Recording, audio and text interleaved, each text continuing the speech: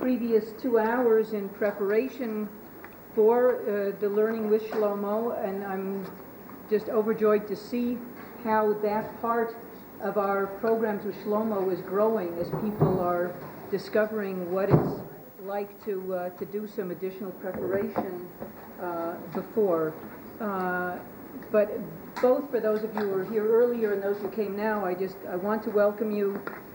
We're very happy that we can have Shlomo here every chance we get, and to be able to do this kind of continuous level of learning in depth and ongoing as we're doing it.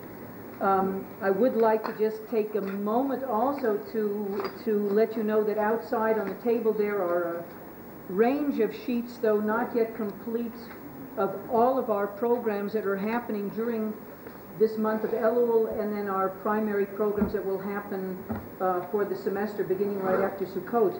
But know that we have a wide range of programs, a lot of them in the format of what we're calling a Beit Midrash, whether the focus is on, like in the open Beit Midrash, where there's a whole range of studies in Parsha, in philosophy, in Talmud, and so on. We have Beit Midrash, we have a women's Beit Midrash that also studies a wide range of topics for women only. We have a Beit Midrash that focuses on psychological. I want you to give the biggest hand to Mimi and to David who organized this Gewalt. Heilige Joine. Heilige Joine, we have to serenade you anyway because that's the first time I see you since you got engaged. Just a short little niggle. It's on.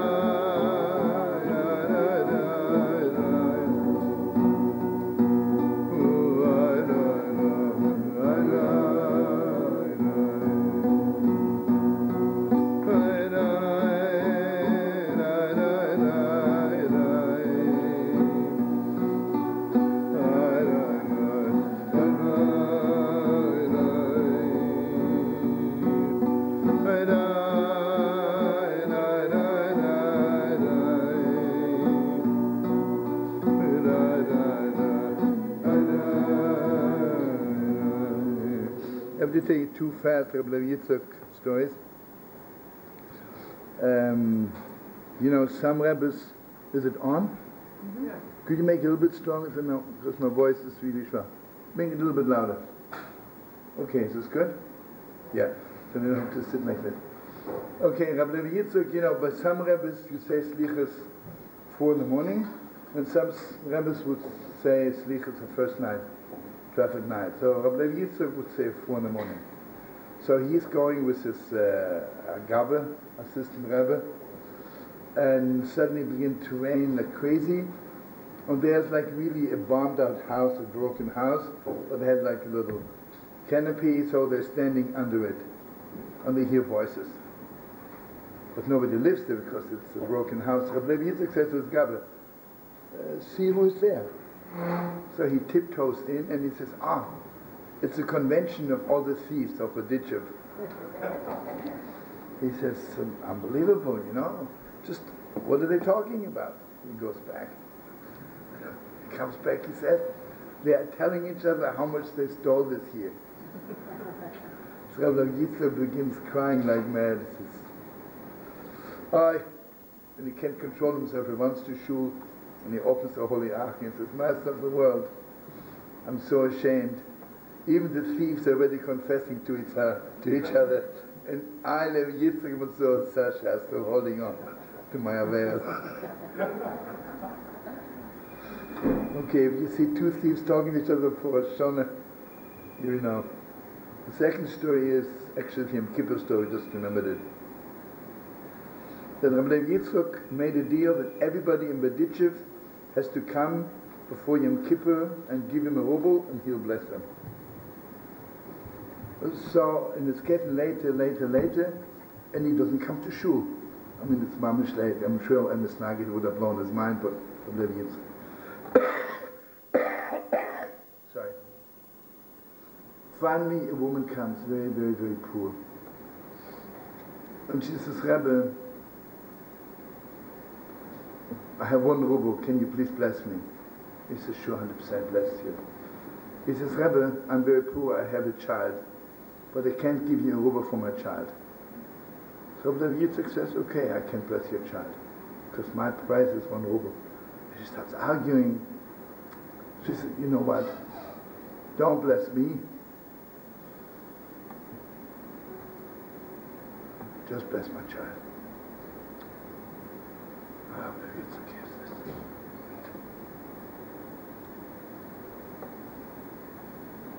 He says, runs to the Smellish and opens the Holy Ark and he says, you see, God, what this woman said? Don't bless me, just bless my children. Why don't you do the same?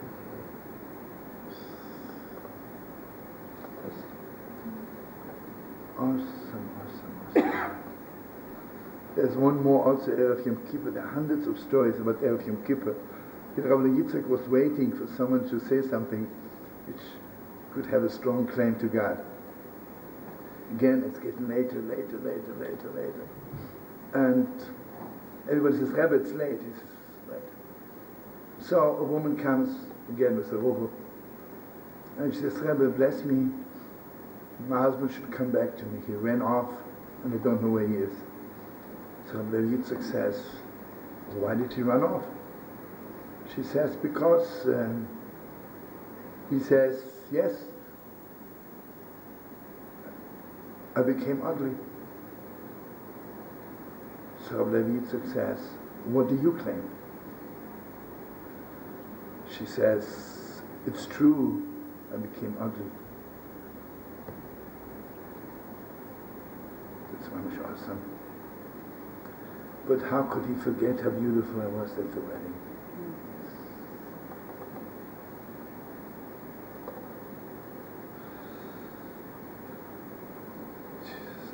Rabbi Yitzchak couldn't control himself. He runs off to the Holy Smellish, open the Holy Ark. He says, Rabbi Shlomo,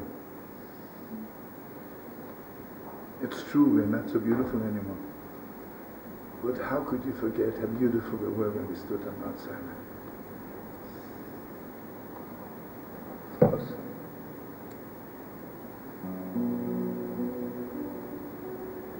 In case, you know, those stories, I don't have them like on a sheet and I'm reading from a script, so just remember them, so forgive me. I have to tell you one more story in case I forget to tell you. But this, as far as I'm concerned, this is the major Rosh Hashanah story for me, but for you too. You know what I need? I need some Kleenex without being personal. Anybody has some? Oh, the Heilige Rebbe is bringing me some. Okay, I might need a few. Cold and it's just crazy. That was because you left there, just left. I'm sorry, what? That was because you left there, just left. No. Why don't you just all of us said what are the intentions for us? Get the whole group together. Okay. Well, Okay, brother, you said the right word, mamish. Okay, let's send mamish energy to each other. That's right, brother. Go out. Rabbi Yitzchak sent out word that he's looking for about to care, someone to blow the shofar. But not only they have to blow, they also have to tell him what they're thinking about while they're blowing the shofar, right? So all those great Kabbalists come, you know, and they give him a combination of God's name, Kerovke and Adonai, Gefella, and everybody is, you know. So Rabbi Yitzchak says, thank you so much, you know, don't call me, I'll call you.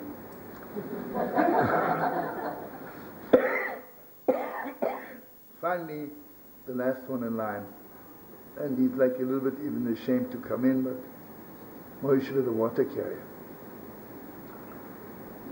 And Gewalt, he blows the best of the best of the best. So Rabbi Yitzchak says, tell me what you're thinking about when you blow the shofar. He says, Rabbi, I can't tell you. I can't. Rabbi Yitzchak says, for my part, it's okay, whatever you think, but this was the deal, right? Yeah, you have to tell me what you're thinking about. He felt so bad after all this Mukabolim, with all this combination of God's names. So he says, Rabbi, tell you the truth.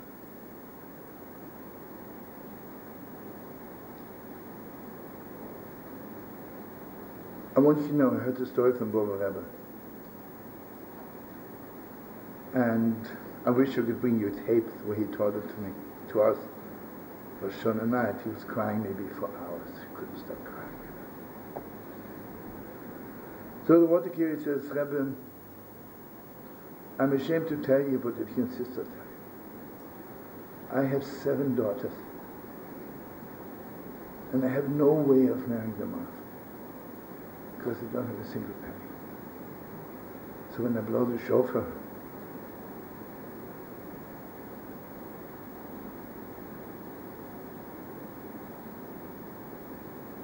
I say, oh,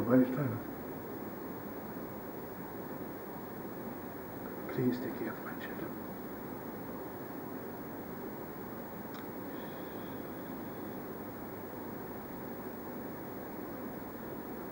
Goodbye, right?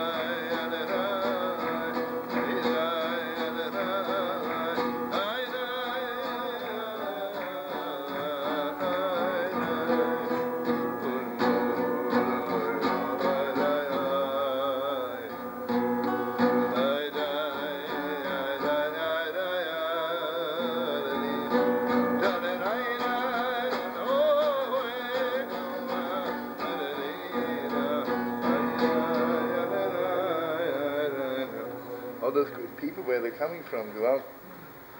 Okay, now we got to sing one good thing, Likud, Heilige Brother Yonah.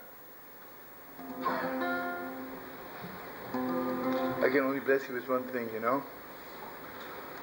The first couple, right? Odom and Chava. Can you imagine 3 hours after the wedding, there were was already like a little wall between them because of the snake, right? And it says, what was the snake doing in Gan Eden? Because sadly enough, Odom and Chava didn't have a house. They were living in the garden. And as much as it's Gan Eden, right?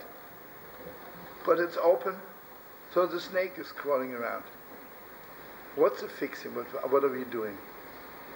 The fixing is we're making a chuppah, right? Hey, building a house. And the deepest depths is, you know, when Odom and Chava ran off and they were hiding under a tree, you know what they were doing? They were building a little house. And the real wedding between Odom and Chava was really under the tree. And you know, you remember we were learning it so in the deepest way. How do you know if somebody loves you? I can drink coffee with anybody, right? I can have a good time with anybody in the world. The question is, when I'm in trouble, whom can I ask? So Odom and Chava made, right? They don't know how much they love each other. So here Chava did something wrong and she feels she's dying. She comes to Adam and she says, I'm afraid to die alone. Right? You should say, listen, I'm sorry, you know, I'm sorry you're dying, you know. Have my own future, right? And I have my own career. I'm sorry it didn't work out. She ate in order to die together with her. Hey. And you see, in Ishbitz it's very clear that obviously it was never planned from God we should stay in Gan Eden. Because if God wanted us to stay, we would have stayed, right? The truth is we were supposed to be in Gan Eden just a few minutes and then go out into the world. And anyway, so they build a house, right? What's a house? A house is, in a house I only want to live with somebody I love the most. Love the most, right? Anyway, so I want to bless you. You should never let the snake in. And don't ever live in the garden, even if it's beautiful. You know? Some people think, you know, we have like an open house and everything, you know, it's like a garden. No, it's got to be a house. And I want to bless you with the best house. And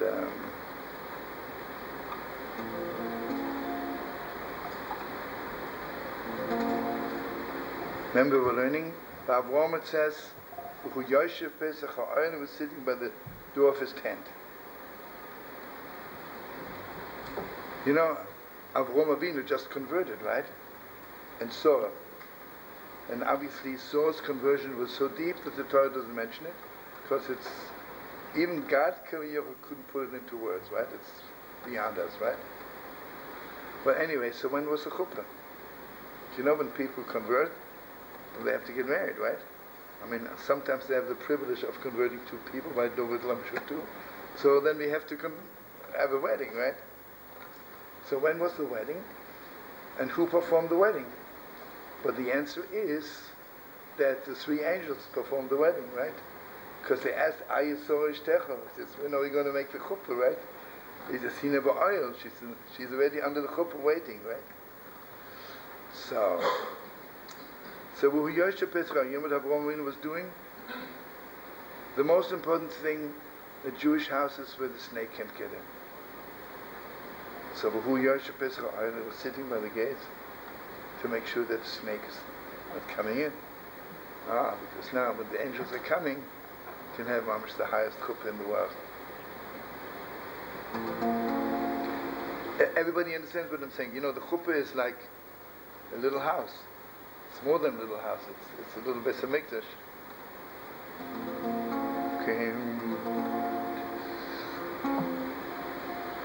I don't know if you know. Oh yeah, we sang it already. Yashem abod, so say Messiah,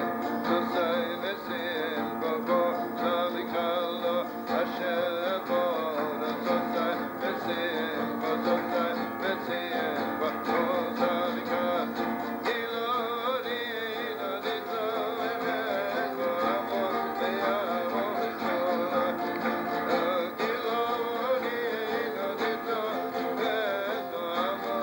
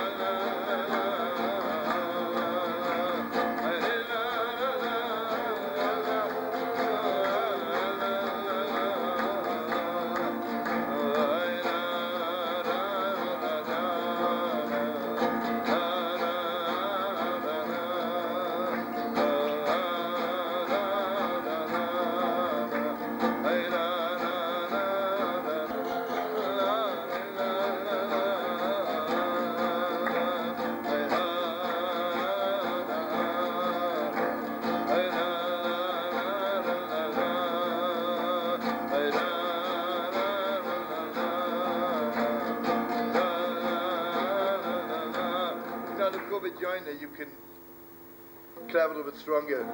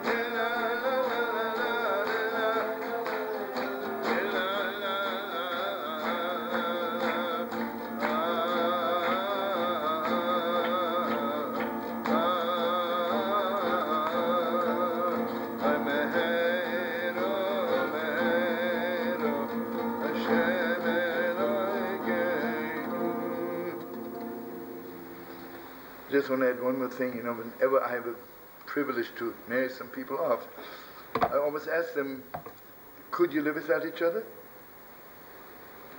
And if one of them is a little like, not so sure, and I say, listen folks, I love you, but you have to go to another rabbi. I think I shared with you once, I had a couple from Montreal. They came and I asked them, can you live without each other? I could not imagine being alive without whatever her name was. I can imagine myself being married to somebody else. So I said, folks, I love you both, but, I don't want to marry you off. 4 o'clock in the morning, it was ringing on my door like crazy. And here she's standing there with red eyes. She says, I'm so sorry. How could I have said such words? Came home and I was so ashamed of myself. Because I really couldn't live without him, I want you to know that wedding was gewalt. Hey, what's happening? Hey. It was like the Omer. I'll never forget it. It was in the forest in Montreal. It was raining and nobody moved. It was so beautiful. You could feel Mamis's. You can feel it when people don't love each other. You think, what a waste of time, But anyway, my Torah is because when did Chava know that she should really be married to Adam? When she says, I'm dying. He says, if you're dying, I'm dying also.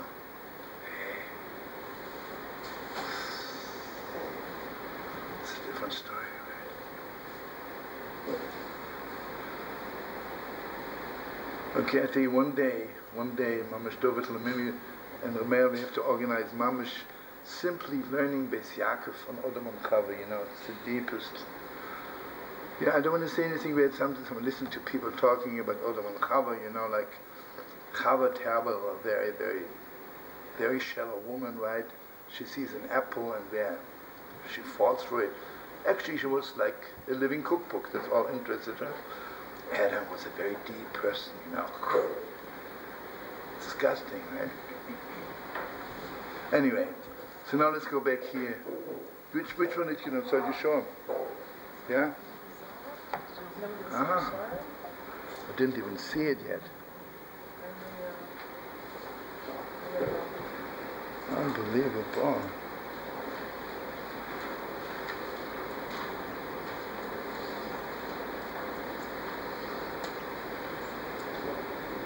I know, so you found it there. Yeah. You didn't have that much guts.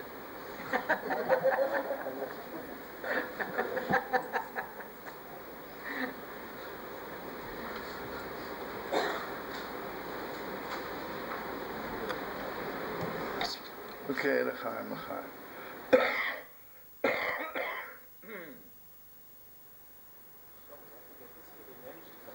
I know.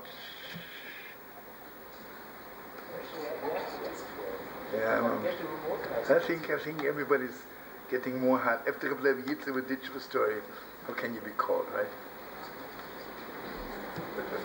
Okay, I tell you what the truth is. I'm sure the way you were learning it before I came is will be much better than the way I'm learning it now. So you have to forgive me. First of all,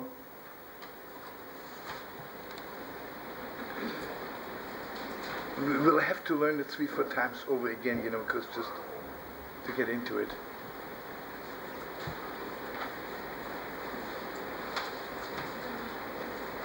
Someone asked Reb Nachman, how loud should I yell when I daven? So you remember what Reb Nachman said? Reb Nachman says you have to yell so loud that nobody can hear you. And if you remember, we were learning it a lot of times. Again, I guess I'm hooked up on Yonela today. How do you know how much you love a person? When you can hear their crying, but nobody can hear. So if someone is yelling loud, my enemy can hear me also, right? I was always learning, why is it that under the chuppah, the woman doesn't see anything? So the husband says to her, right? She says, I want something so much deeper. I want you to swear to me that you can hear me, even if nobody else can hear me. Because who was the first person who really cried in this world? The first person who cried, the author from the Yaakov, Zerkudish Chava. When she ate the wrong apple, Gewalt was she crying, right? But obviously, she was crying so loud that nobody can hear her. But okay, now let's go to when am I crying so loud that nobody can hear me? When it's beyond me. Imagine, Chas v'Sholom, I don't say anything bad, I'll lose my guitar, right? I'll be yelling, hey, where's my guitar? Gewalt. I'll say, hey, Mimi, didn't you see my guitar? What's going on there? I'll say, Rab Meir or Gewalt. Why am I yelling loud? Because it's within my vessels, right? And it's also within the vessels of the people who hear me. I'm sorry, we buy you a new guitar, right? Then there's something which is completely beyond me. Completely beyond me. And here is what the Ishbitzer says. What means beyond me? Beyond me does not just mean beyond me. Beyond me is, I'm afraid I won't make it. Oh, this is the deepest, right? I want you to know we are living in a world where the hardest thing is commitment. Commitment, right? How many people love each other in this world and they just don't get together properly? They're afraid to commit themselves, right? What's commitment? I'm afraid I won't make it, right? The Kirchhofer, right? So here comes the deepest Torah in the world. And we learn later on inside, just want to give you a little taste. The Gemara says,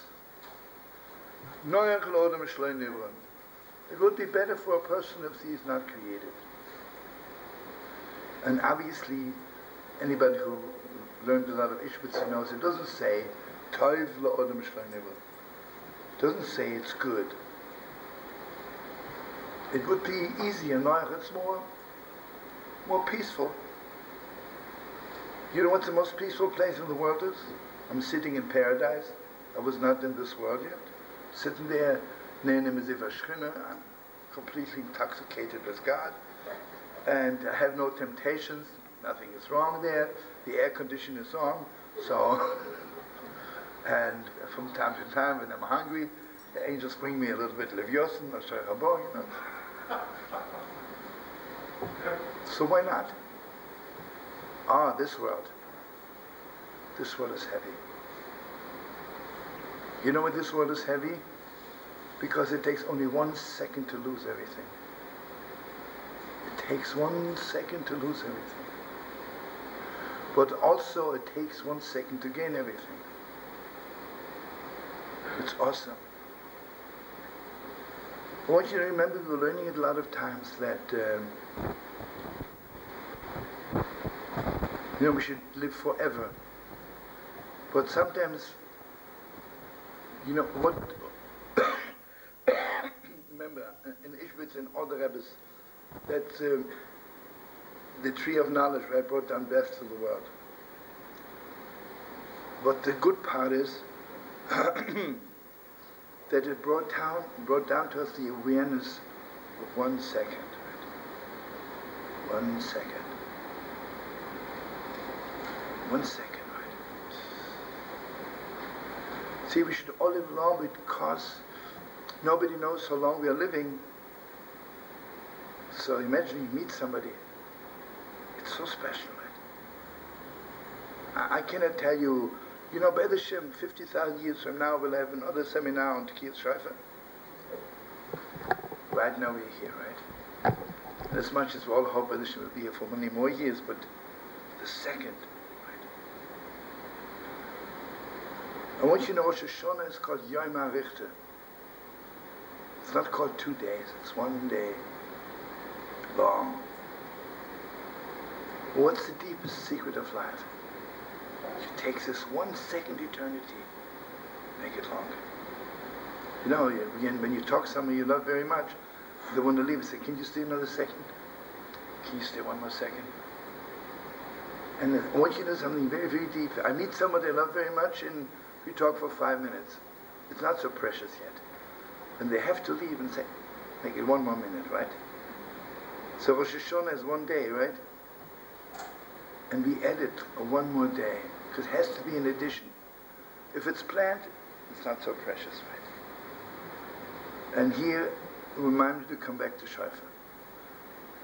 Everybody knows the first day Rosh Hashanah is Leah, and the second day Rosh Hashanah is Rocha. It's awesome, right? If you remember, the first Haftarah is Chana, which is from the grandchildren of Leah. Shmuel is the one who anointed David HaMelech, who's from the children of Leah. Right? The second day Rosh Hashanah is Rocha Mevakar. Because if you remember, but again, remind me to come back to Shaifa, but it's so deep. Because Rocha was basically with Yaakov only for minutes. Why was Yaakov crying when he met her? Because he saw prophetically that she would not be buried next to him. I mean, have you ever heard anything like this? Someone meets his soulmate and is so happy, then he starts thinking, which cemetery you're going to be married? I have a plot in Scarsdale. She says, no, my family has a plot. And peeking, well, I can't bear it. I mean, it's a little bit crazy, right? Even if he is madly in love with her. What's going on there? But you know what is Leah? The Mashiach is coming is forever. Rochel is moments.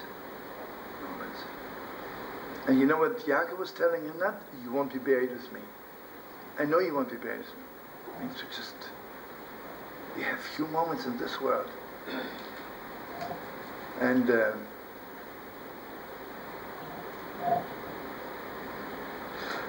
you see what it is? Also Yaakov and Yosef, all the 11 tribes were together with Yaakov all the time.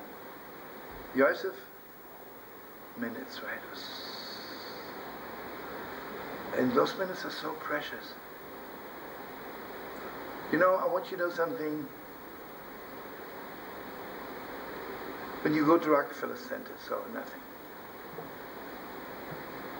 When you come to the Holy Wall, how long are you standing there? 5 minutes. 1 more minute. 1 more minute, right? It's minutes. Those minutes, right? I don't know, did I tell you about Ramot de Chernobyl and Rochel Imenu? No, I did. Yeah, I think I told you last time. The Heilige Ramot de Chernobyl says that one night when he was lamenting the destruction of the temple, Elianovi came and took him to Yerushalayim, and they saw a woman dressed in black walking up and down on top of the holy wall. And Elianovi told him, this is our Holy Mother Rochel. Every night she's walking up and down the holy wall. I mean, you can imagine how deep this is, that we think that the highest level is to see Elianovi, right? But if Elianovi takes a Mordechai Rishon Rochel Imenu, means this is even so much higher. Right? So what's a Holy Mother Rochel doing there? What's Mashiach ben Yosef? Mashiach ben David is eternity, redemption. Mashiach ben Yosef is for moments. But those moments don't let you sleep anymore. Right? Go out, right? You know, imagine if 1 minute in your life you felt something mamish real, holy and beautiful. After that, the whole world looks ridiculous to you. Right? You know, I'm completely taken by Paris, Amsterdam. It really is beautiful. But when you come to Yerushalayim, it's not the same anymore, right? Okay, so here it is. Noach le'odem shloi nevo. It's better for you, more peaceful if you're not. You know what is? Sometimes we think, why are you making it so hard on me? Why can't I live very peacefully? I'm a little bit religious. I keep Shabbos. Then my life should be just peaceful like Hudson River. But this isn't. Let's hope it's peaceful. But this is not what God wants to. And you know what it is? This is not deep enough. This is not deep enough. You know, sometimes you meet people and their life is so simple. And maybe for 1 second I envy them, but then I really don't. So what good is it? You know? And I want you to know something, in a very strange way, our life is much more exciting than the life of our Bobbas and Zedis, right? My Bob and my Zede, right? Besides telling you a personal story. They got married, they had 12 children. She was a top Rebbetzin, was a top rabbi, and when they were a certain age, they left the world. It's very peaceful, right? Well, what did they see? What happens to us in 1 week is more than what happened to them in a whole lifetime, right? We meet more people today, most probably in 1 day, than they met their whole life. So you'd say, I don't like it. It's much better not to meet so many people. I'm sitting in my shtetl. I wake up in the morning, I daven, I learn, make a few pennies, and you go, yeah, it's better, it's more peaceful. But you know what it is? To taste the awesomeness of life. This, which is so deep that if you yell, nobody can hear it. beyond vessels. Beyond vessels. And I want you to know one which is the deepest. I didn't learn the whole thing yet, but it's in other Beis Yaakov, in Vayehi B'Shalach. You know, it says Vayehi B'Shalach. Whoa, Paro, let us go. What's the whoa, right? I'm happy, I'm praying for it the whole time. So he says, which is unbelievable, sometimes we hope for something with all our hearts, and when it happens, it's not as beautiful as we're hoping for it would be, right? You know what it says when Mashiach is coming? When Mashiach is coming, it says, so Yinu Kechamim will be dreaming. That means it'll be exactly like we dreamt. Anything which happens to us before Mashiach is coming, yeah, it's beautiful. It's never as good as we were hoping for, right? So on one hand, you know, I have no vessels. And you have to realize one more thing. Every year Rosh Hashanah, what God wants to give us is beyond our vessels. Because whatever God could push into our vessels, He gave us last year, right? What God wants to give us is so much. Is so much like beyond me, beyond my capacity. And also, I'm so afraid I'll lose it. You know, imagine someone called me up and say, hey, we just got the money order for you for $100 billion. So on one hand, I mean, it's really not such a comparison, but imagine on one hand I'll say Gewalt, right? But I'm also afraid, you know, the way I run my business, I can lose $10 billion unless though it'll help me to keep my economy together. Or Josh, you can lose it in 5 seconds, right? But I don't ever make myself clear. First of all, every year Rosh Hashanah is not another year. What God wants to give us is beyond our vessels. And again, here is the deepest Torah in the world. Everything I did last year is only to make vessels for the light of next year. That means whatever I thought last year, this is a great light, suddenly when it comes to Rosh Hashanah, I realize, this was only a vessel. This was only a vessel for what God really, really wants to give me. But it's frightening. First of all, I don't have the vessels. And also I'm so afraid to lose it.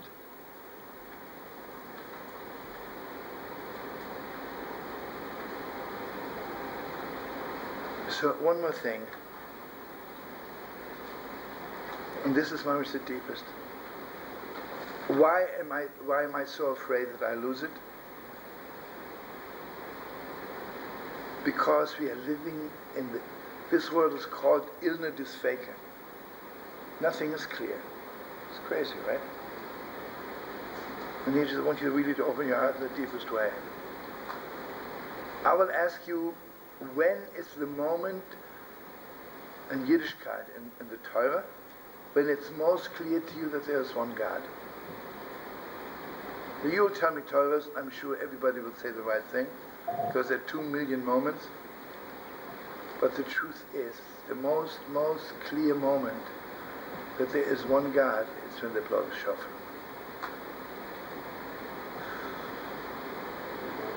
When they blow the shofar. Can you hear me? Yeah? Okay, when I start talking too soft, you have to... Can someone here give me a push under the table or something? Chaim.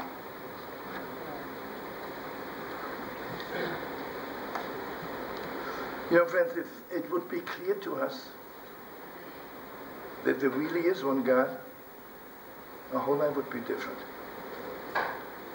You know, everybody imagines, I believe in God, I'm a Heilige Yid, I'm sweet, I'm cute. Yeah. Yeah, well, you tell me all the time, brother. But the question is, when is it absolutely mamish clear to you that there's one God. And here, again, I'm sure it's clear to you. What are we doing on Rosh Hashanah? What is the whole avodah of Rosh Hashanah? Rosh Hashanah is no time like some people think, oh, I did so much wrong last year. I'm sitting there and I open my suitcase and I pick out all my sins and I try to put them in order. I want to make it easy for God, you know. I know God is very orderly, and since a Wednesday or Thursday of Shabbos, you know, I forgot a few things at home. Rosh Hashanah, everybody knows Rosh Hashanah, Yom Kippur, you don't say Al-Ched. It would be the greatest profanation of Rosh Hashanah. Rosh Hashanah is a time when we make God the King of the world. Kingdom depends on how much you know that He is the King. You know, if you ask me, let's say Kaiser Wilhelm, is he the Kaiser of Germany? And I say, I'm not so sure. You know what that means? That he's not really the Kaiser, right? If you're not so sure, then I'm taking away his malchus, right? Kingdom is absolutely clear. Why am I so afraid? Why am I so afraid of life? It would be absolutely, awesomely clear to me that there's one God. You know how big my vessels are? Because I always measure myself as my own stupidity. I think I'm the king of the world. I'm the king of my little life. And my brain is 2 inches on 4. That's all I can take.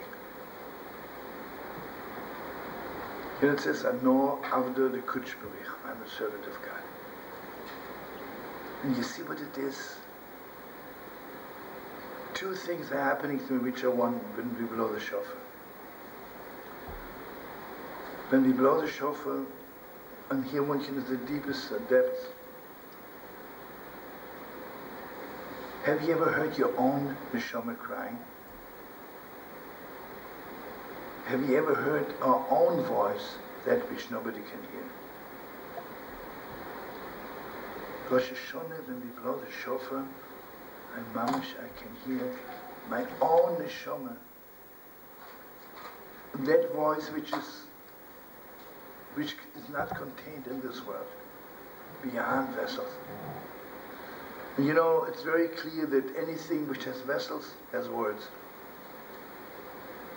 What are words? Words are vessels for light, for an idea of whatever I want to say. Rosh Hashanah is no words. Because Tkiyas Shofar is, you know, something which is so deep, beyond vessels. Do you know that we have, humanly speaking, we have vessels for the deepest light? I mean, vessel beyond vessels, right? We have the capacity, let's call it capacity better, deeper than anything in the world, right? You know what we even have the capacity to experience? Awesome, right? Awesome, awesome, awesome.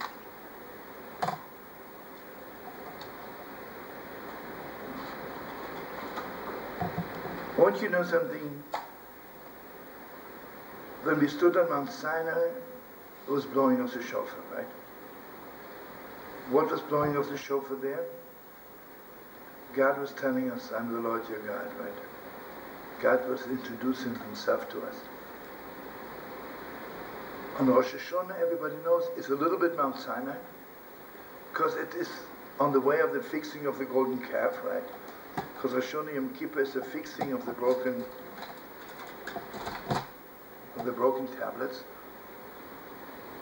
But also, in other words, God is introducing me to myself. Just remember, blowing of the shofar is me hearing God's voice and me hearing my own voice. And suddenly it's clear to me, it's the same voice.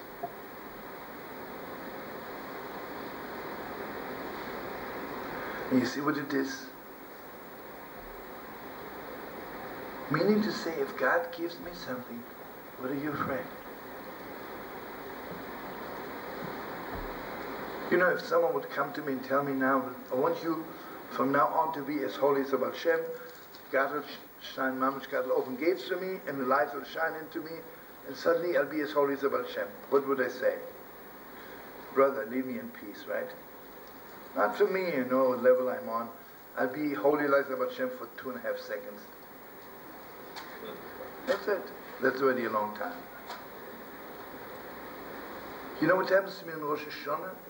On Rosh Hashanah is that God wants to give me so much.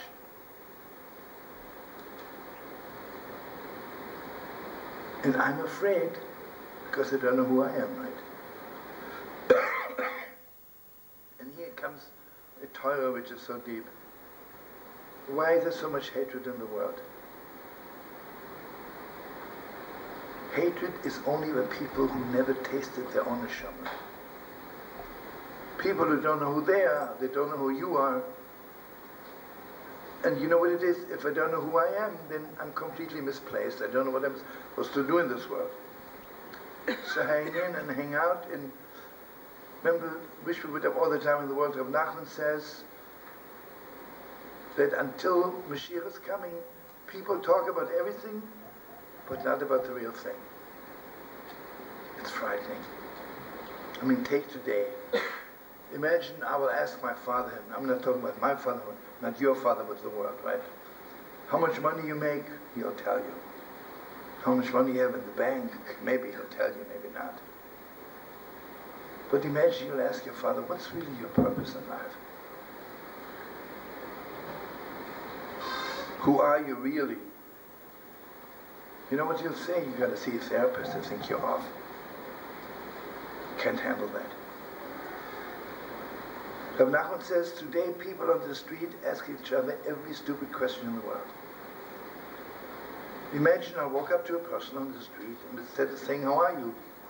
I will say to him or to her, what are you doing in this world?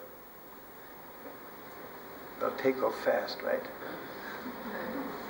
It'll be clear to them that I'm crazy. So Rabbi Nachman says, when Mashiach is coming, when Mashiach is coming, suddenly we only talk deep things to each other. And here I want you to know something awesome, awesome, awesome. You know, in Rosh Hashanah, when you say to each other in the Shona Torah Tikkusever, it's the first thing we tell each other after Mar, right? It's not just a cute little fine blessing, good manners, say, oh, bless you, it's a good year. That means, Mamash, from now on, my relationship to you should be that I want, Mamash, want to bless you, and you bless me back. The deepest, right? That I want to be inscribed in the book of life. You know, most people have never tasted even 1 second of real life. I mean, today's psychology knows we most probably using how much percent of our brains are we using up? 5, 6, 7? 3, 4. Some of us only 2, right? Or maybe some of us haven't used it yet. How much of our neshama are we using? Most probably very, very little. On Rosh Hashanah, when we blow the shofar, it's revelation of my neshama. It's frightening. And not only that, it's because my neshama, let's say, weighs 10 billion tons. And what God wants to give me for my neshama is 100 billion tons. And last year I carried 2 pounds. It's frightening. I said, would you please let me off? So at that moment, I want you to know, at that moment when we blow the shofar, we are on the level like after Mashiach had come. And here this is so deep. You know why there's no peace in the world? It's frightening. It is frightening. Imagine if suddenly there is nothing bad in the world. What are you going to talk about? What do people, imagine nothing wrong will ever happen. I don't want to say anything bad about Israel, but imagine really, Hashem, in the meantime, whatever he likes the government or not, Hashem, they give people something to talk about, right? Gewalt, right? Someone told me once, you have a share in the coming world because you give people a chance to talk so much Lashon Hara. No. Gewalt, right? Imagine if there was nothing bad to talk anymore. We have nothing to say to each other. It's not true, right? Because we never tasted what good is.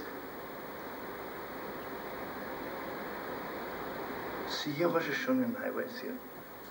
I'm having this one page here. You learn further or just as far as it goes? As far as it goes. Ah. So let me just have one sad look. I wish I would know how you learned it. I wish you learned it better. Am I leaving everything out? I'm doing okay so far. Never know. Oh, this up here.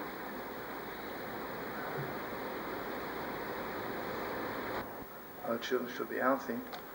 Also, when a woman is having a baby, the crying, the real crying, you cannot hear. What?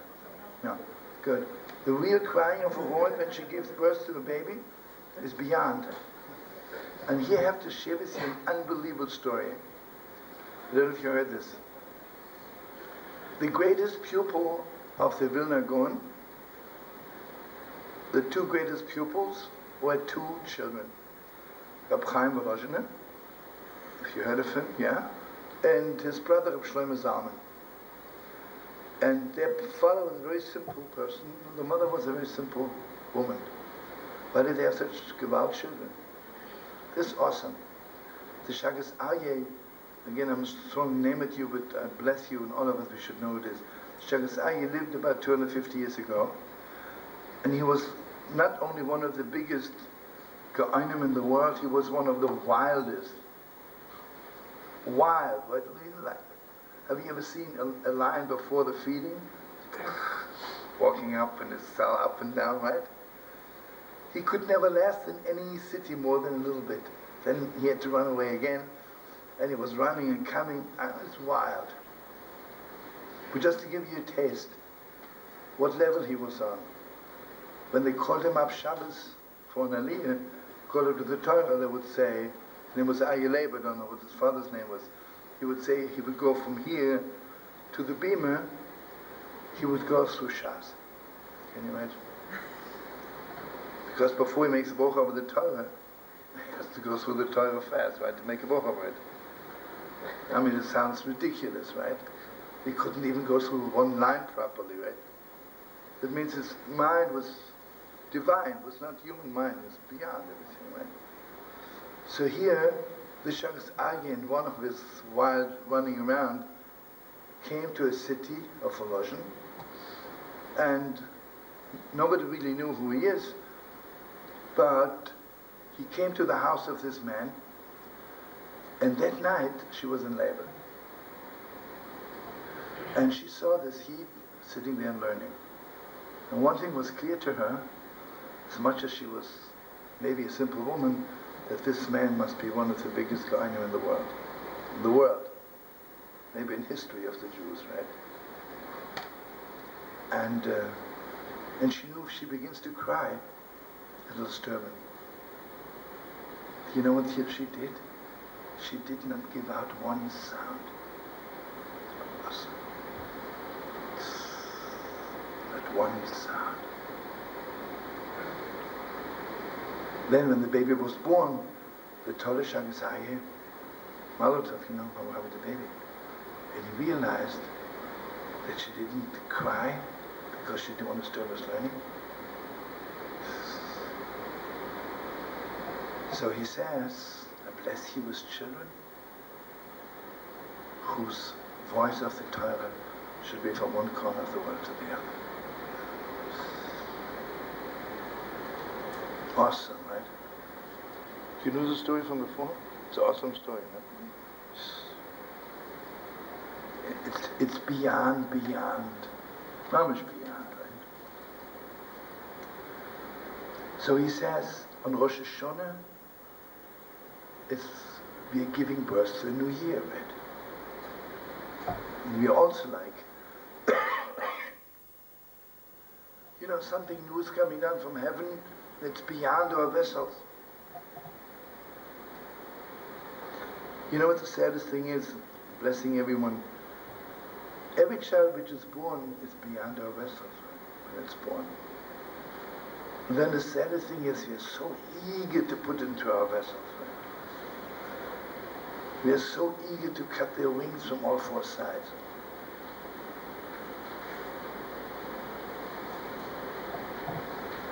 Anyway, Rosh Hashanah, just remember, Rosh Hashanah is when God gives us.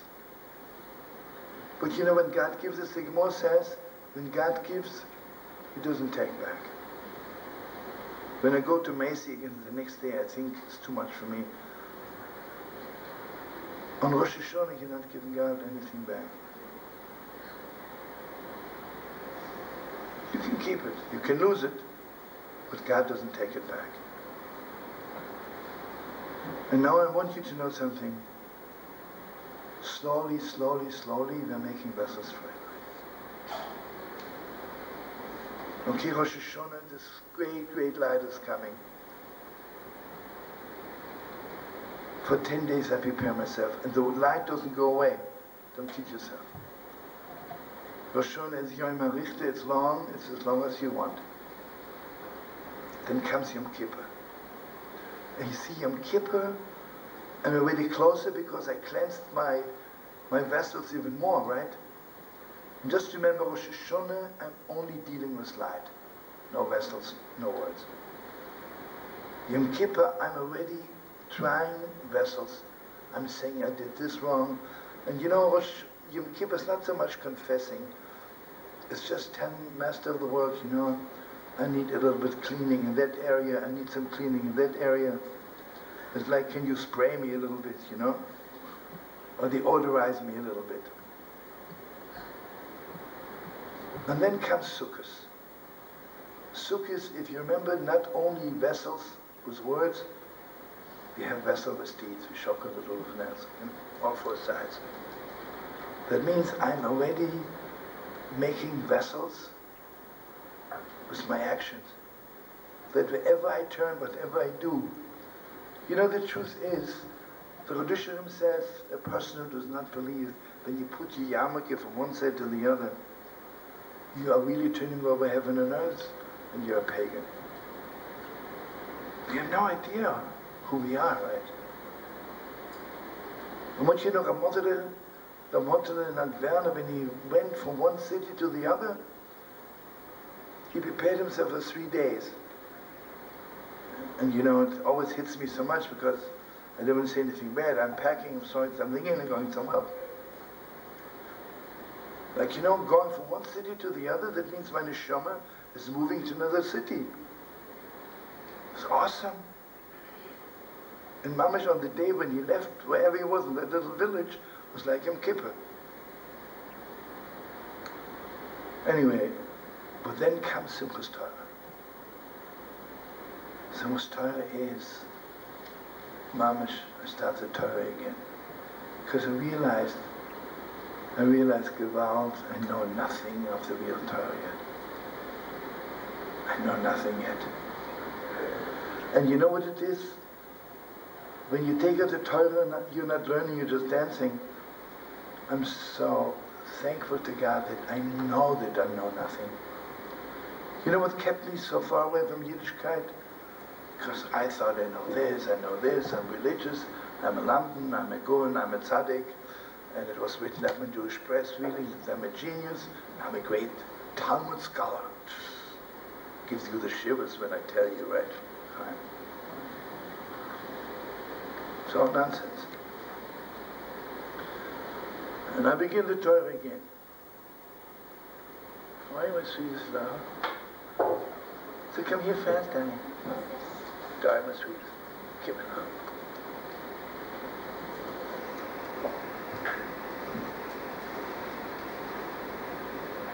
here. You know what it is on Simcha's Torah? What time is it actually? So we have time. Because everybody's looking at me like I'm keeping them too long. No. L'chaim. I got the wrong message. L'chaim.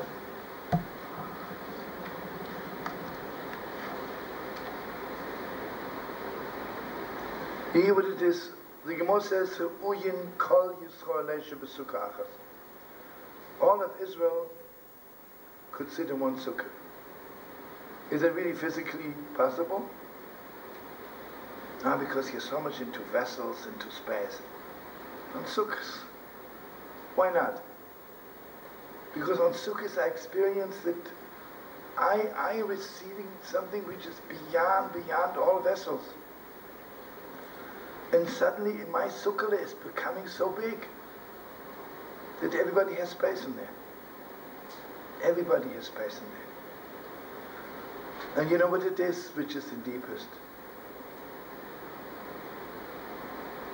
On sukkahs I am so big I have even space for all the pagans of the world. On sukkahs I'm bringing sacrifices for the world.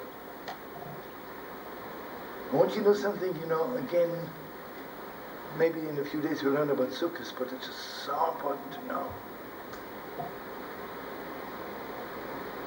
It's not only them, it's also us,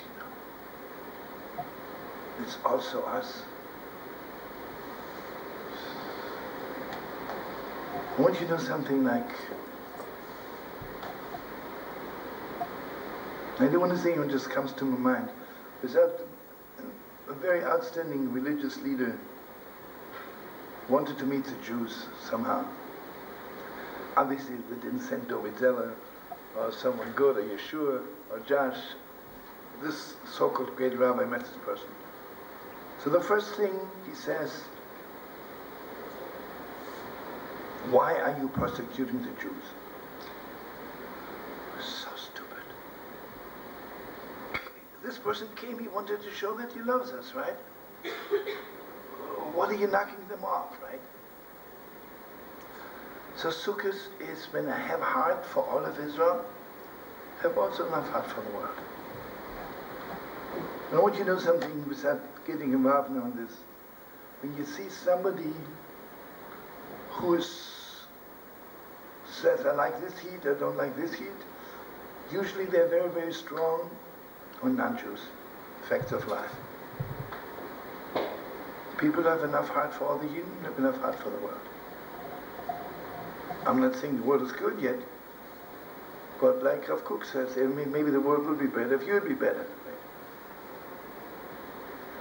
Rosh Hashanah is when I experience the blowing of the shofar of Mashiach, when the whole world is coming. What is beyond me, beyond. But the first thing is that my brachas on Rosh Hashanah night also beyond. Beyond. And I am beyond myself. For 10 days I'm holding on to this light. I'm making little vessels. Let's everybody should cleanse me here, cleanse me there. And I want you to know something very deep. Until Rosh Hashanah Yom Kippur, I thought I'm bad inside. After experiencing Tekiyas Shoyt, I realized all my shortcomings are just outside stuff, right? Listen, if I need a shoe shine, doesn't mean I'm bad. So I need a shoe shine. I need a manicure, right? So Yom Kippur, I'm standing before God and I say, "Rabbi Shemina, I need a few little fixings on the outside." Then Sukkot. And you remember what all the Rebbe says, Sukkot is one mitzvah I'm completely surrounded with. well, in Shabbos and Sukkot, well, Shabbos surrounds you, Sukkot surrounds you. Like the Pshizra said, on Sukkot you can walk out from the Sukkot, but Shabbos you can't walk out, because wherever you are is Shabbos, right? Then comes Simchas Torah. This is the deepest. All year long the Torah is guarding me. Simchas Torah, I am guarding the Torah. You know, how all week long Sukkot, the Torah is in the middle, and we walk around, right? On Simchas Torah, I'm holding the Torah, and I walk around. The Torah trusts me that I'll take it to the four corners of the world. And you know, on Simchas Torah, who's dancing the most? Children, because they're not afraid. They're not afraid to carry the Torah all over the world.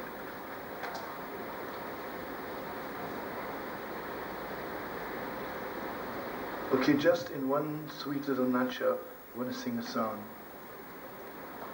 Rosh Hashanah is when God gives me something which is beyond me, and my crying is beyond me, and my receiving is beyond me. And what God was revealing to me, the inside of me, which is really beyond everything. And just remember, every year Rosh Hashanah is deeper, deeper, deeper. And whatever you experienced last year, Rosh Hashanah, is only a vessel, a little bit of a vessel for next year. And you know who are the sad people? Who never experience anything beyond themselves. They're so eager. Now, everything has to have four walls and a roof on top. Forget the four walls, forget the four walls. No walls at all. And you know what, on Yom Kippur we walk in to the Holy of Holiest. You know the Holy of Holiest has basically no space. It's beyond space. Yom Kippur is beyond. You know there's two ways of forgiving. I can say, hey, listen, I forgive you. But then there's something, I love you so much, it doesn't matter, right? So you stepped on my toe. Didn't register. You see, all year long, Rosh Hashanah, I'm doing tshuva and it registers in heaven. And God says, I forgive you. Aaron walks in and brings down a message to us. And you know, in the Kodesh Kedoshim, he doesn't ask for forgiveness. Because when you're on the Holy of Holies, you realize it didn't register. I never heard of it. Imagine, you know, Yidele not keeping Shabbos, and he's asking for forgiveness. Then Aaron Cohen says to him, you know, brother, I spoke to God. He never noticed that you don't keep Shabbos. It didn't register. You know why it didn't register? Because the truth is, every Yid inside keeps Shabbos. We never x-rayed a Yid, right? What do we know, right? We never x-rayed a Yid, right? I want you to know something, this is really from all the Rabbis, that the lowest Yid doesn't keep Shabbos for 1 second experience Shabbos. And maybe that 1 second, when this Yid who doesn't keep Shabbos, the way he experiences 1 second, maybe it was deeper than all the Rabbis. I have no idea, right? I'm not the one to know. But then comes Sukkot, right? And I want you to know, you know what our fear is in Rosh Hashanah? I'm afraid of the four corners of the world. I think the world is stronger than me. You know what an assimilated Jew is? Someone who thinks the world is stronger than me. On Sukkot, I'm stronger than the world. I'm shocking the lulav to the four sides, above and below, right? Oh, what is in my hands? It's all up to me. It's completely up to me. And then the Torah itself, the Torah is so deep.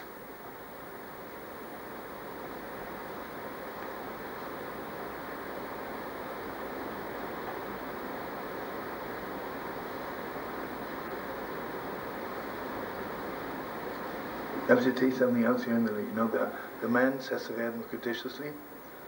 The woman, that's holy, right? The woman says, I want more than that. I want the Holy of Holiest. But in the Holy of Holiest, you don't talk.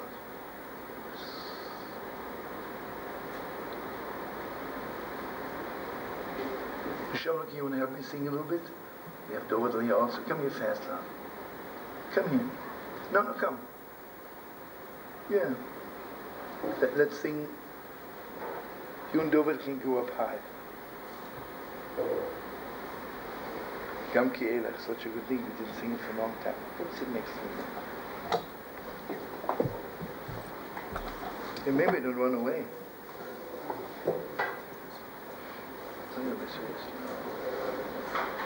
Come, sweetie. What are you doing, darling? How are you, sweetie? Those who don't have it yet should have children fast. You know, there's even a joke. The Holy Commander, I'm sure some of you remember we mentioned it 1,000 times. When he would come to a city, he would say, listen, from heaven they gave me 9 children to give out. When we would come to a city with 10 children to give out. I want to mention the Friedrich Lubavitch Rebbe cause, really. It's a sad story. You know, but the Friedrich Rebbe, not the last Rebbe, but the one before, he was awesome in blessing people with children. Awesome, awesome, awesome. Without mentioning names, one of the biggest chassidim went to all the doctors in the world. And the doctor took the woman to a tree. On the window, he says, look at this tree. He says, can this tree have children? This is how you can't have children. Knock her off completely. This was in Sukkot. Hashanah Rabbi, the husband walked into the Rebbe, and he said, you know, the doctor said to my wife, as much as a tree can't have children, that's how much you can't have children. And this was one of the simplest Torahs where I was almost privileged to be with the Rebbe. After Kiddush, the Rebbe took his cup, he called the husband, he says, give the wine to your wife. And she had mamash, one little boy, it was cute like sugar. And whenever, 2 or 3 years later, when he was 3 years old, the Rebbe would also call him in and say, mamash, this is my baby, you know, my son. But anyway, the last Rebbe was standing in line, and he was determined, this time I'm asking my father-in-law to bless me with children. And there was another Yid before him. So he thought, you know, it's my father-in-law. I'll wait and go in the last. So he let the Yid go first. Then he came into his father-in-law and he says, you know, you're blessing the whole world with children. You know, why don't you bless your own daughter? And you know, the Friedrich Rebbe, when he was krachzing, sighing, I, was really a real I. He says, I. You know, today they gave me so many babies to give out. And the year before you, they gave out the last baby. And 5 minutes too late. Heartbreaking. Rebbe will tell it a lot of times. How much you need, you know, from heaven to be at the right moment. And then to come 1 minute late, that's sure. What is it here?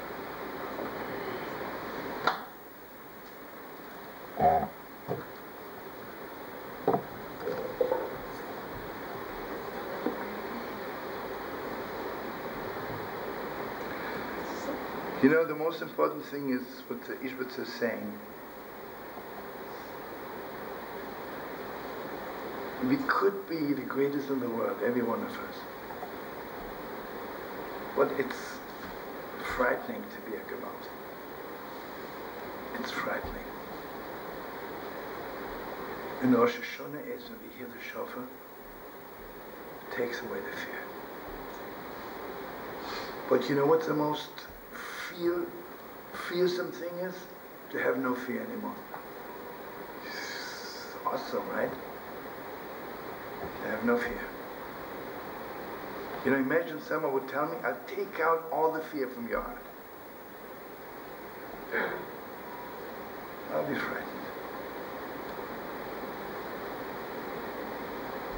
You can be as holy as Baal Shem, you can be as holy as Avram, you can bring Mashiach, you can do anything with it. And like the Pshishku says, God had no contract with Avram that only one Avram should be in the world. You want to be as holy as Avram? You want to be as holy as our holy mother Sarah? Nobody stops you. But the receiving is that awesome moment of the Kriyas Shofar.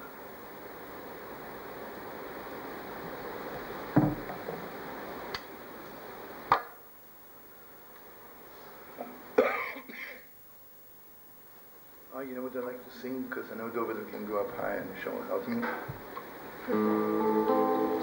What? David, you're the greatest.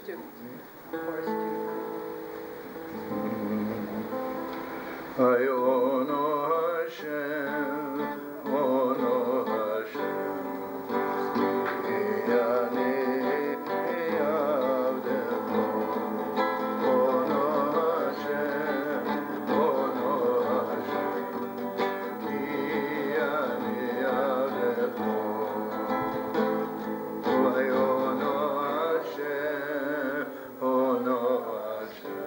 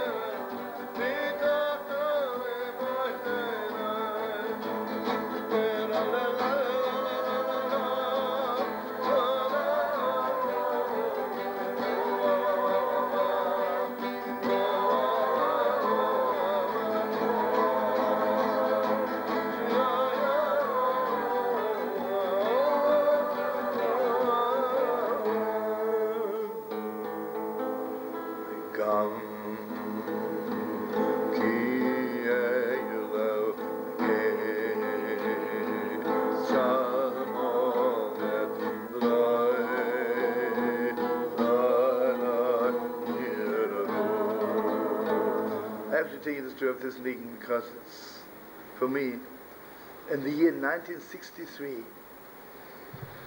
I had him Rabbi Malka in the house of Rabbi Nochem HaKohen Cook. You know, he's like the top chief rabbi of Ramat Gan. He's the brother of the one in the Rehovot. Both are nephews of Rav Cook, and they're just princes, you know, like. Anyway, and it was Gewalt Rabbi Malka. It was all night, and It was already dawn, I don't know, and suddenly God blessed me as you made up this name, Gam Ke'elach. And there were a lot of yeshiva bochim who took it on tape, and everybody promised me they'd send you the tape. They never did. I forgot the name. Then comes Yom Kippur War. Never, I don't have to tell you, you know, the 6th Day War was terrible, but Yom Kippur War was about 2 million times more terrible because the weapons the other side had were much more terrible, and with tanks and everything, you know. Because a soldier, even if you pull him out from a tank, there's never 3/4 burned, you know. Never. I don't want to say it.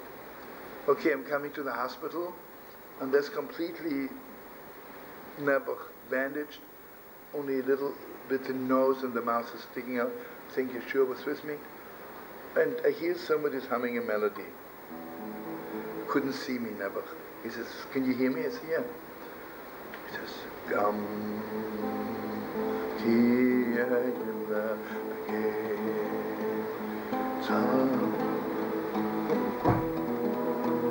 Everyone there was beginning to cry like crazy. He says, "This is such a beautiful melody. Where did you hear it?" And he says, "Don't you know I was there? I taped it when you made it up." Gewalt. Baruch Hashem, he's the greatest American. Baruch Hashem, he's completely healed, and he's out. But the important thing is, my first concert after the Yom Kippur War, I put it on the tape, you know. And Mamash, you know, he told me after that, he was singing it while he was wounded. And he says, in Mamash, he was standing there on the Hermon and watching, and Mamash, he knew that. Mamash, you can see Avraham Yitzhak Yaakov standing there with him, and the four mothers go out. Gam ki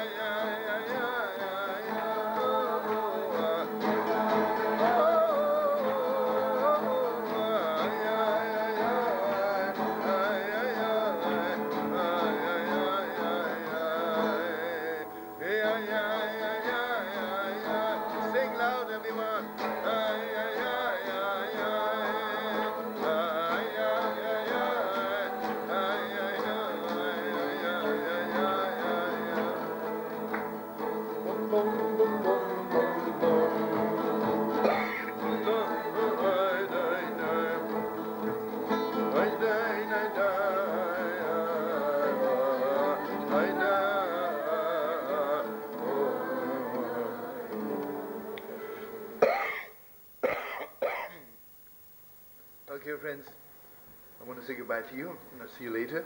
But in case there was one person whom I didn't tell the story, tell you an awesome story. Rabbi Yochanan, this last Stolner Rebbe, was telling an unbelievable story.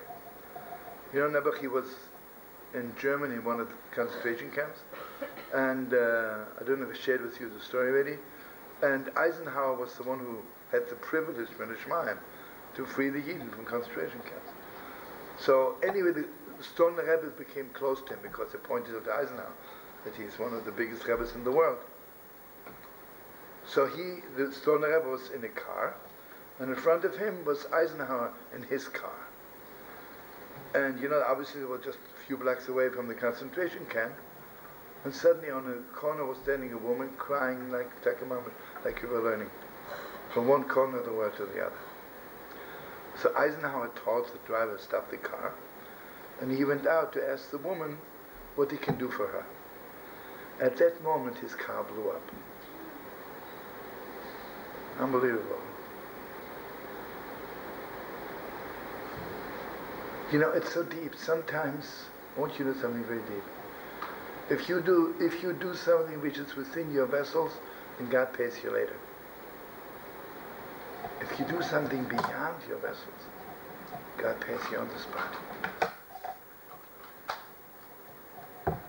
You know, for a person like General Eisenhower, because I'm sure they were crying all over him, he could have said, listen, I'm a general.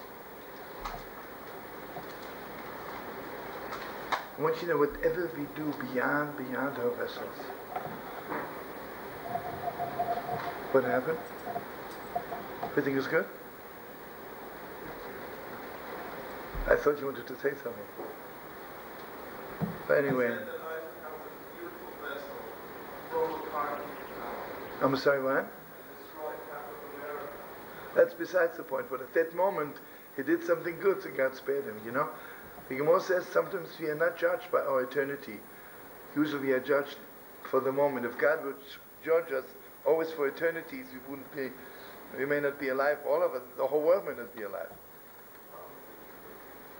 But it's a good... It's not so simple, you know, it's all delicate stuff, brother. That what? And tell these people there is judgment. Where did you know this from? You told us yourself you don't know. So wait, ask me after the Kiyas Shofet and I'll be clear about it. You're in the same tree of Slickot that we all are in. Did I ever say I'm not? No. We were just learning from a holy book, giving everybody a little vitamin pill. That light is also the same light that will not blow up Eisenhower and do other things. Does it have a reason? Does it have a way? I have no idea, brother. Are you asking me the deepest question beyond my vessels? But I bless you, God should give you everything beyond your own vessels too. But sei gesund.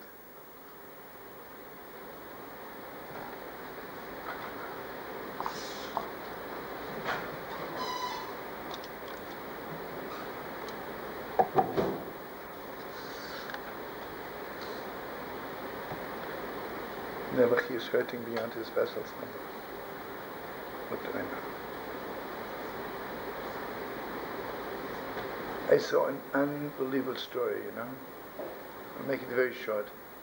You know the Yalde Terman, which is, I don't want to say anything bad now, but the government was discussing, they stole all the kids from Yemen who came after the Second World War. They stole them from their parents, they promised them, and they took it away from Yiddishkeit and everything. But you know, those kids grew up with this Yiddishkeit, this long Pelach, and the moment they uprooted them, they had no boundaries anymore. So this little boy of 7 is taken away from his parents, and they tell him in this non-religious kibbutz that religion is the Middle Ages. Anyway, he ends up, he's a thief, robbing a bank, he ends up in prison. And in a prison, the rabbi comes to conduct a seder. So someone comes in and says to the inmates, would you be interested in joining this rabbi for a seder? He starts yelling, this is Middle Ages, I'm not interested. And then the other thieves also start yelling, we're not interested in the Middle Ages. Okay, don't. But in the meantime, at night, they come again. Would you like to join for the Seder? Good. And this rabbi, obviously, his father's rabbi who knew their language, who was from Yemen himself, Mamish, he made the Seder so beautiful, you know. And he was sitting there, and Nebuch inside, he remembered the Seder, how it was in Teman, his parents, and so he begins to miss his parents so much. You know, it's disgusting what they did. They were murders. They completely took them away from their parents. Anyway, so everybody was dancing, and he was sitting there by himself. Suddenly the rabbi came up to him. Mamish gave him the biggest hug and a kiss. Gewaltig, he began to cry. He says, do you know that since they took me away from my parents, nobody kissed me? And the rabbi, Mamish, absolutely, right away, Mamish adopted him, and Mamish took him in and found his parents, you know. But you know, sometimes if a person is hurting beyond vessels, you know, like, you cannot tell them words, you have to give them a big hug, but they didn't have a chance to get up and hug him. But I hope somebody will. Anyway, l'chaim, l'chaim. We should have friends beyond our vessels who can also console us beyond vessels, you know. Because words never console. Remember we're learning from the Heilige, remember the Torah from the Heilige Rabbi and you, Nachamu, Nachamu, Ami.